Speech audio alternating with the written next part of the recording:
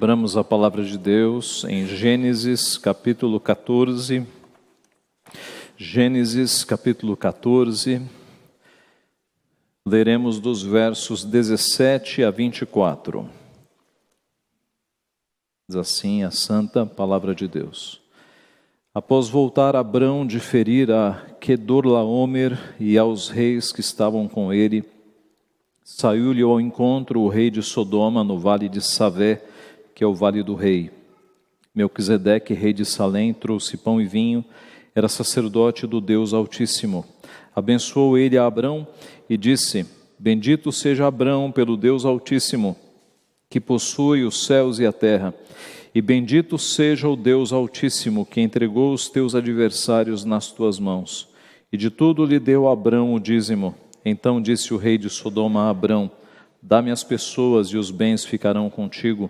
Mas Abrão lhe respondeu: Levanto a mão ao Senhor, o Deus Altíssimo, o que possui os céus e a terra, e juro que nada tomarei de tudo o que te pertence, nem um fio, nem uma correia de sandália, para que não digas: eu enriqueci a Abrão. Nada quero para mim, senão o que os rapazes comeram e a parte que toca aos homens, Aner, Escol e Manri, que foram comigo, estes que tomem o seu quinhão. Vamos orar. Santo Deus, na Tua presença ainda, nós pedimos o Teu auxílio para entender a Tua palavra, ó Pai, que é tão rica e que relata fatos tão importantes na vida do Teu povo. Ajuda-nos com o Teu Santo Espírito, abre a nossa mente, o nosso coração, para que sejamos alimentados pelo Senhor mesmo, Pai. É o que nós pedimos e agradecemos em nome de Jesus. Amém. Meus irmãos, o cenário aqui é de pós-guerra. Ali no vale de Savé estavam os soldados de Abrão, os 318 valentes, totalmente exaustos, exauridos por causa da guerra. Podemos imaginá-los sujos de sangue, cansados, maltrapilhos. O cenário de uma guerra, como ficam soldados depois de uma guerra, com as suas espadas e os seus escudos e as suas lanças cheias de sangue, famintos. Com eles estão Ló, os bens de Ló que foram resgatados, as mulheres, o povo, muita gente que foi resgatada naquela batalha pelos 318 valentes de Abrão. E também estão ali soldados que foram aprisionados, que não foram mortos, mas que foram trazidos acorrentados, e estão ali possivelmente sentados no chão, num canto, sendo vigiados. Dois reis então vão ao encontro de Abrão, um para bendizer e um para maldizer. Um é o rei de Sodoma, um rei que havia acabado de ser vencido. O outro é Melquisedeque, rei de Salém. Os dois reis servem a deuses diferentes. O rei de Sodoma serve a deuses falsos, deuses imaginários. O rei de Salém serve ao Deus Altíssimo, serve ao Deus verdadeiro. Melquisedeque é um personagem bastante misterioso na palavra de Deus. É um rei misterioso. Nós quase nada sabemos sobre Melquisedeque. O que nós sabemos, olhando para esse texto e pegando outros textos da Bíblia, em primeiro lugar, é que ele era um rei de justiça e de paz. Este é o primeiro ponto. Melquisedeque era um rei de justiça e de paz. O escritor do livro de Hebreus nos informa, no capítulo 7, versículo 2, que Melquisedeque era um rei de justiça e um rei de paz. É dito lá em Hebreus 7, 2. Para o qual também Abraão separou o dízimo de tudo. Primeiramente se interpreta rei de justiça, depois também é rei de Salém, ou seja, rei de paz. Por que rei de justiça? Porque Melquisedeque é literalmente rei de justiça. Melech Tzadik, rei de justiça. Estas são as duas palavras que formam Melquisedeque.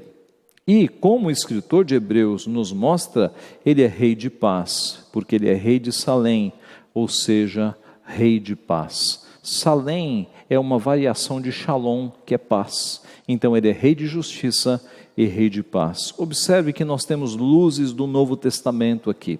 O escritor aos Hebreus, divinamente inspirado e com muito mais dados do que nós temos de Gênesis, ele vai lançando luzes para que nós tenhamos mais elementos sobre quem era Melquisedeque. O verso 18 diz: Melquisedeque, rei de Salém, trouxe pão e vinho, era sacerdote do Deus Altíssimo. Ele trouxe pão e vinho para os homens de Abrão, que no findar daquela guerra estavam famintos. Ele trouxe alimento para aquela multidão. Diz o texto que ele era sacerdote do Deus Altíssimo. Além de rei, ele era sacerdote. E a esta altura você já percebeu as semelhanças deste misterioso rei com o Rei dos Reis. Um rei que também é sacerdote. Um rei que também alimentava multidões, um rei de justiça, um rei de paz, um rei que traz pão e vinho, um rei que também é sacerdote. Melquisedeque, então, ele é como que um tipo de Jesus Cristo, é como um exemplo no passado. Olhando para Melquisedeque, nós temos vislumbres de como seria Jesus Cristo. É um personagem misterioso, mas que aponta para Cristo. Jesus é um rei de justiça, tal qual Melquisedeque. Jesus viveu uma vida de cumprimento integral da justiça de Deus. Jesus morreu na cruz do Calvário, no nosso lugar, para satisfazer a justiça de Deus. Por isso que ele brada na cruz: está consumado, tetelestai, está consumado, está pago. Este termo é um termo contábil. Está paga, a justiça de Deus que pesava sobre o homem está paga. Em Romanos 3, 22, Paulo escreve que Jesus foi ao mesmo tempo justo e justificador daquele que tem fé no seu nome. Ele foi justo porque ele viveu uma vida de plena justiça, e ele foi justificador na cruz do Calvário quando ele atribuiu a sua justiça sobre nós. E assim nós fomos justificados, e o manto da sua justiça nos cobriu. Por isso ele é justo e justificador. Melquisedeque, então, este rei de justiça, aponta para o perfeito rei de justiça, Jesus Cristo. Mas Jesus também é um rei de paz. Isaías profeticamente o chamou de príncipe da paz. Paulo, escrevendo aos Efésios, disse que Jesus é a nossa paz. Abra sua Bíblia em Efésios capítulo 2. Efésios capítulo 2, e acompanhe comigo, a partir do verso 11. Efésios 2, verso 11. Observe especialmente como Jesus Cristo efetuou a paz, como Jesus Cristo pacificou a nossa relação com Deus. Efésios 2, 11.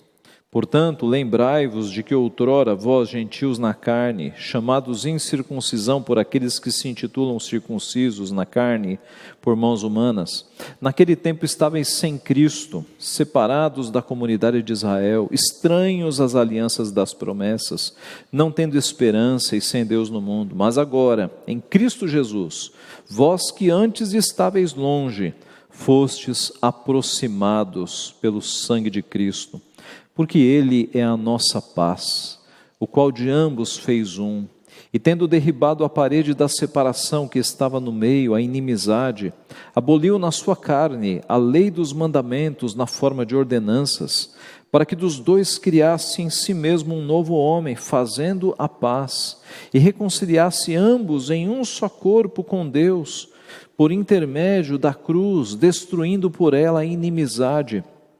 E vindo, evangelizou paz a vós outros que estáveis longe, e paz também aos que estavam perto, porque por ele ambos temos acesso ao Pai em um Espírito. Assim, já não sois estrangeiros e peregrinos, mas concidadãos dos santos, e sois da família de Deus. Até aqui, o apóstolo Paulo nos mostra que antes nós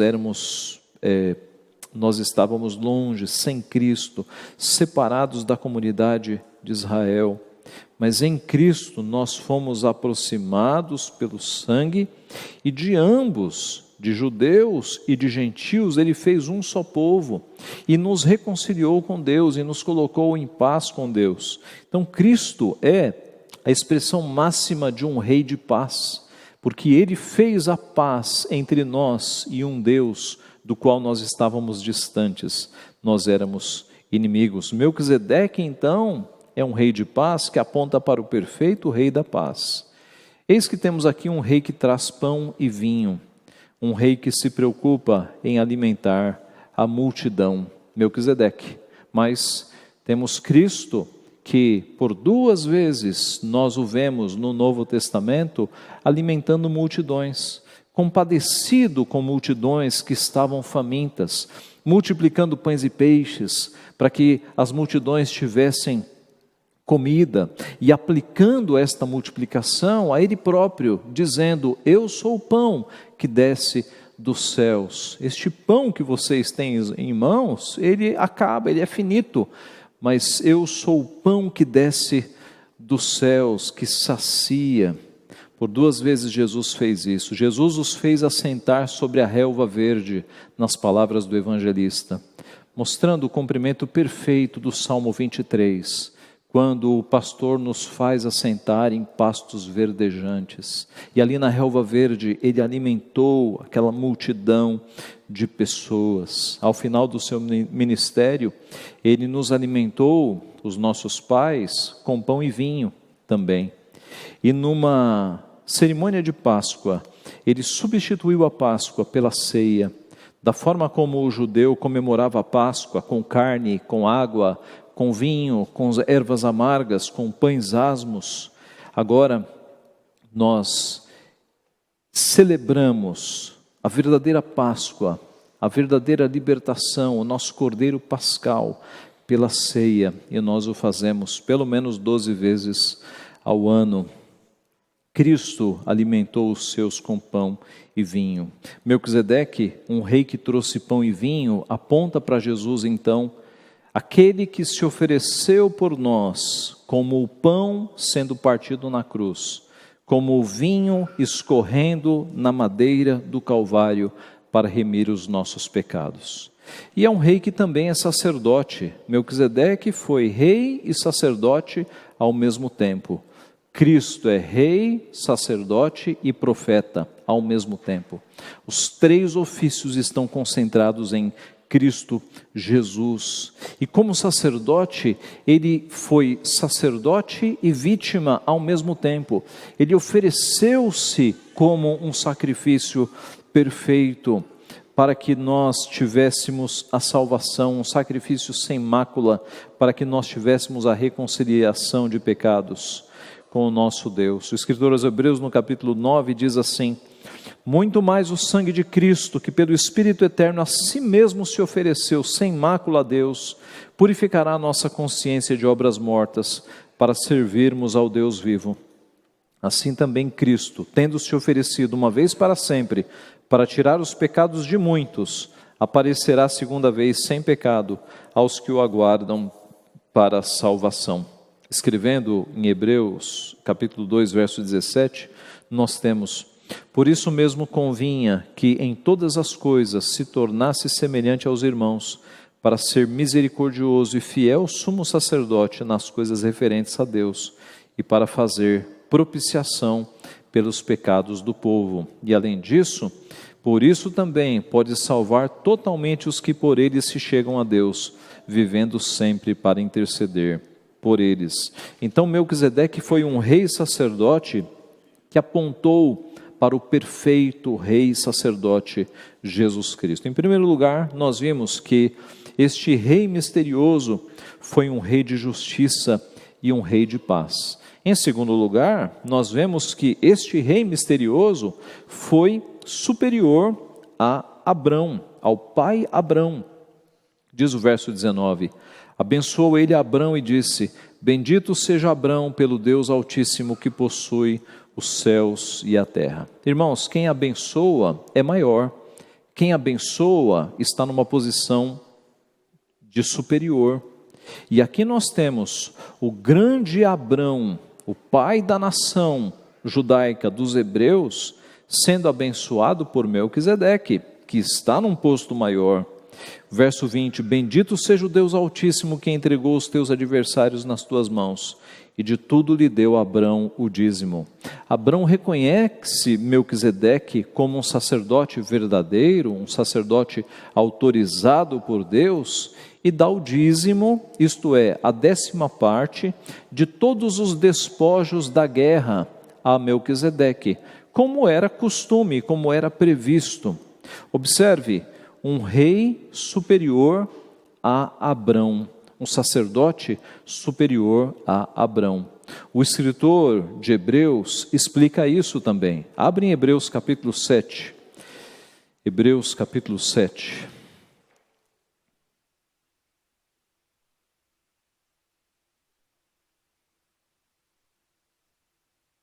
Hebreus capítulo 7. Veja a partir do verso 1. Vamos ler até o 10. Hebreus 7, verso 1. Porque este Melquisedeque, rei de Salém, sacerdote do Deus Altíssimo, que saiu ao encontro de Abraão, quando voltava da matança dos reis, e o abençoou, para o qual também Abraão separou o dízimo de tudo. Primeiramente se interpreta rei de justiça, depois também é rei de Salém, ou seja, rei de paz, sem pai, sem mãe, sem genealogia, que não teve princípio de dias, nem fim de existência. Entretanto, feito semelhante ao Filho de Deus, permanece sacerdote perpetuamente. Considerai, pois, como era grande esse a quem Abraão, o patriarca, pagou o dízimo, tirado dos melhores despojos. Ora, os que dentre os filhos de Levi recebem o sacerdócio têm mandamento de recolher, de acordo com a lei, os dízimos do povo, ou seja, dos seus irmãos, embora tenham estes descendido de Abraão. Entretanto, aquele cuja genealogia não se inclui entre eles, recebeu dízimos de Abraão e abençoou o que tinha as promessas. Evidentemente, é fora de qualquer dúvida que o inferior é abençoado pelo superior. Aliás, aqui são homens mortais os que recebem dízimos, porém, ali, aquele de quem se testifica que vive. É por assim dizer também Levi que recebe dízimos, pagou-os na pessoa de... E por assim dizer também Levi que recebe dízimos, pagou-os na pessoa de Abraão, porque aquele ainda não tinha sido gerado por seu pai, quando Melquisedeque saiu ao encontro deste. Então, o que nós temos aqui, meus irmãos? Primeiro, nós temos um sacerdote sem pai, sem mãe, sem genealogia, que não teve princípio de dias, nem fim de existência, entretanto, foi feito semelhante ao Filho de Deus. Não significa que Melquisedeque, ele foi colocado no mundo sem pai nem mãe, mas não há esses registros, não há genealogia. Ninguém sabe quem foi o seu pai, sua mãe, ele não tem uma genealogia, não se sabe quando ele nasceu, nem quando ele morreu. Esta é a ideia. O autor de Hebreus faz uma comparação com Cristo. Cristo teve pai, mãe, dia de nascimento e dia de morte, mas era sacerdote para sempre. Cristo é sacerdote de uma ordem que não nasceu com Levi, não nasceu ali com os filhos da descendência de Abraão. Era uma ordem anterior. A primeira ocorrência da palavra sacerdote na Bíblia aparece aqui. É um sacerdócio antes do sacerdócio levítico, é um sacerdócio superior. Jesus é desta ordem sacerdotal. Nós temos no verso 4 um sacerdote superior a Abraão. Considerai, pois, como era grande este, a quem Abraão, o patriarca, pagou o dízimo. Nós temos no verso 5 e 6 os levitas, a referência, a informação de que os levitas eram os responsáveis por receber os dízimos do povo. Mas eis que muito antes de Levi nascer, Abraão era quem estava pagando o dízimo para alguém superior a ele, Melquisedeque.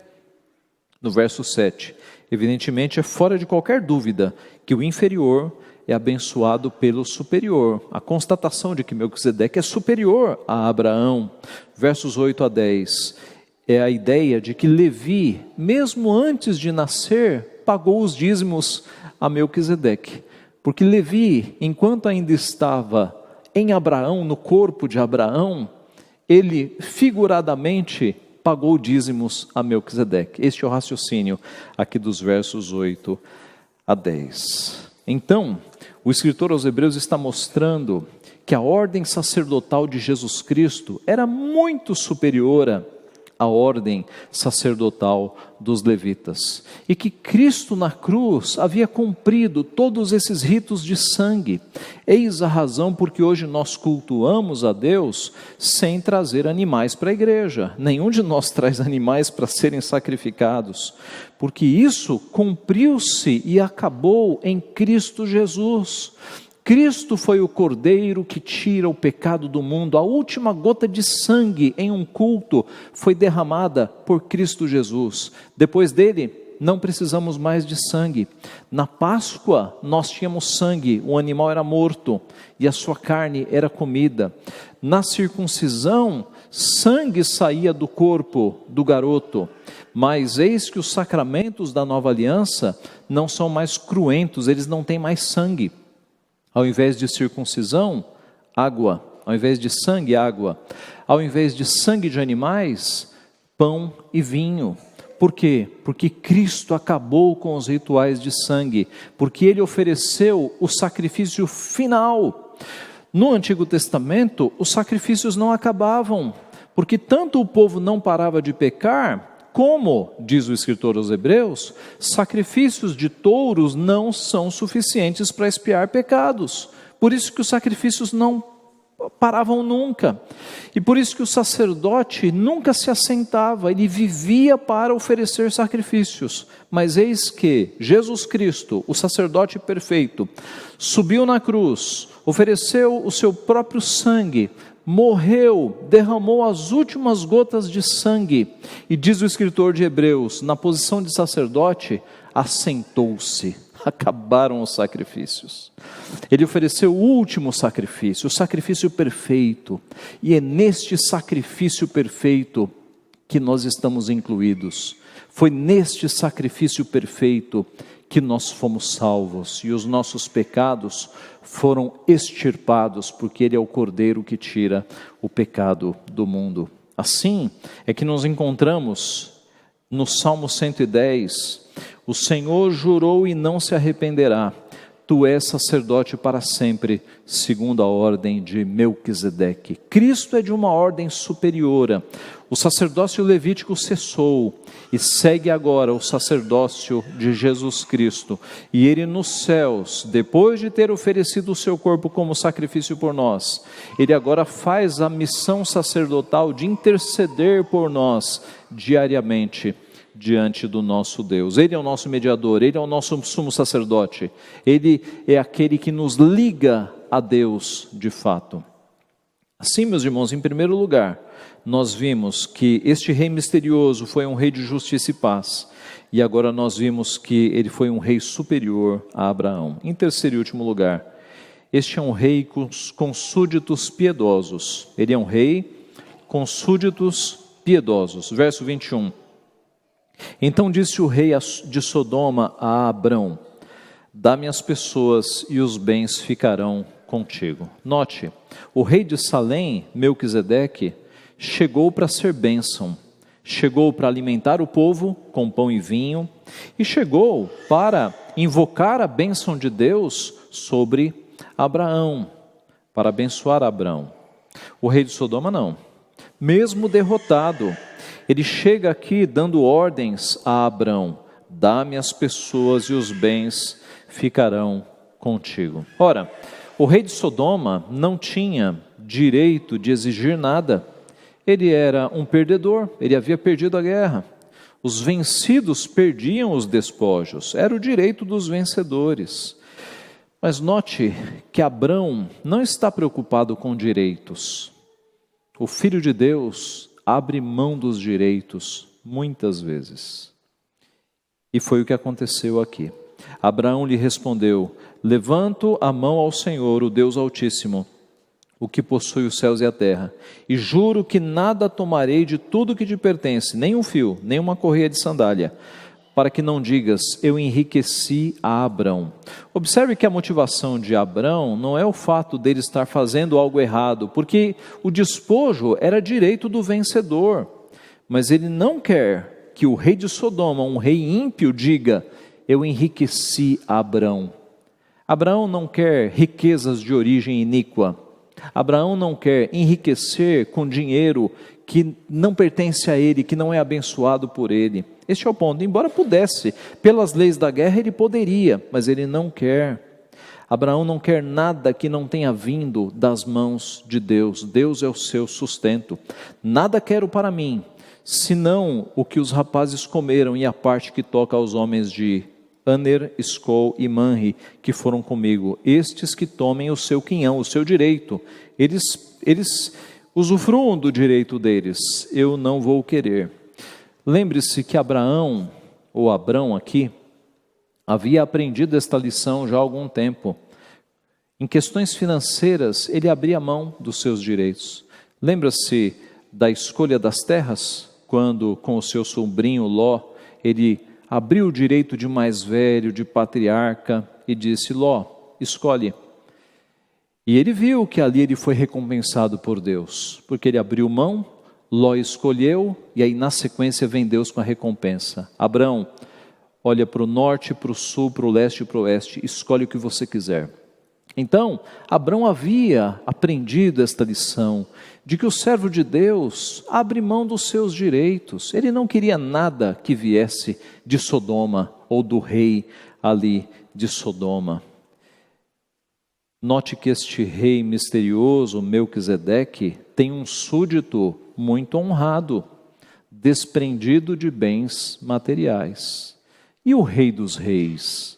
Ele tem aqui súditos honrados, súditos desprendidos de bens materiais, súditos que se alguém obrigar a andar uma milha, vão com ele 2, súditos que se pedir a túnica dão também a capa, súditos que aceitam sofrer o dano e o prejuízo para que o nome de Deus não seja blasfemado entre os de fora da igreja, súditos que seguem aquele que foi oprimido e humilhado, mas não abriu a boca, como cordeiro foi levado ao matadouro, e como ovelha muda perante os seus tosqueadores, ele não abriu a boca, súditos que têm o mesmo sentimento que houve também em Cristo Jesus, pois ele, subsistindo em forma de Deus, não julgou como usurpação o ser igual a Deus, antes a si mesmo se esvaziou, assumindo a forma de servo, tornando-se em semelhança de homens, e reconhecido em figura humana, a si mesmo se humilhou, tornando-se obediente até a morte e morte de cruz. Melquisedeque estava diante de um súdito ali, que de fato era honrado. E nós, súditos do Rei dos Reis, meus irmãos, devemos ter o mesmo comportamento. Não devemos considerar valioso aquilo que é propriamente nosso, a nossa própria vida, mas devemos ser servos uns dos outros e não considerar a nós mesmos superiores aos outros, mas considerarmos-nos servos dos outros para abençoar vidas, para ajudar os outros. É assim que nós seremos súditos honrados do Rei dos Reis, aquele que deu exemplo, aquele que esvaziou-se, aquele que humilhou-se. A igreja sabe que, na minha opinião, o maior exemplo de humildade de Cristo foi quando ele, sabendo que Judas era o traidor, ele cingiu os lombos, amarrou um pano, no tórax, uma toalha, talvez um pano, cingiu os lombos, abaixou-se e lavou os pés dos discípulos e lavou os pés de Judas. Até os pés de Judas ele lavou. Isso para mim é o ápice da humildade. Nós temos essa disposição de lavar os pés até daqueles que nos perseguem, até dos nossos inimigos. Nós temos essa disposição, discípulos de Cristo. Então, meus irmãos, nós devemos buscar nos parecer com Jesus Cristo. Anular o nosso orgulho, a nossa soberba e nos tornarmos servos uns dos outros. Essa é a vontade dele para conosco. O cenário era de pós-guerra. 2 reis se aproximam, um rei ímpio e um rei justo. Esse rei justo, como vimos, é um personagem misterioso, mas ele aponta para o Rei dos Reis, um rei de justiça, um rei de paz, um rei superior a todo o sistema cultico do Antigo Testamento. Eis que todo aquele sistema cerimonial, sacrificial, tem o seu fim em Cristo Jesus, porque ele é superior a Abraão. É um rei que, diferentemente de Abraão, que tinha uma nação, é um rei que agora agregará povos de todas as tribos, povos e raças. É um rei para todas as nações. E é um rei com súditos piedosos. É um rei que dá o exemplo. É um rei que vai na frente. É um rei que subiu na cruz por amor ao seu povo. Geralmente, os reis das nações pedem para os súditos morrerem pela pátria. Eis que o nosso rei morreu em nosso lugar. Morreu por amor a mim e por amor a você. É um rei que humilhou-se e assumiu a forma de servo, nos mostrando pelo exemplo como é que nós devemos fazer. Que Deus assim nos abençoe então e nos dê a graça de nos parecermos com o nosso Rei dos Reis, com o nosso Senhor e Salvador Jesus Cristo. Amém.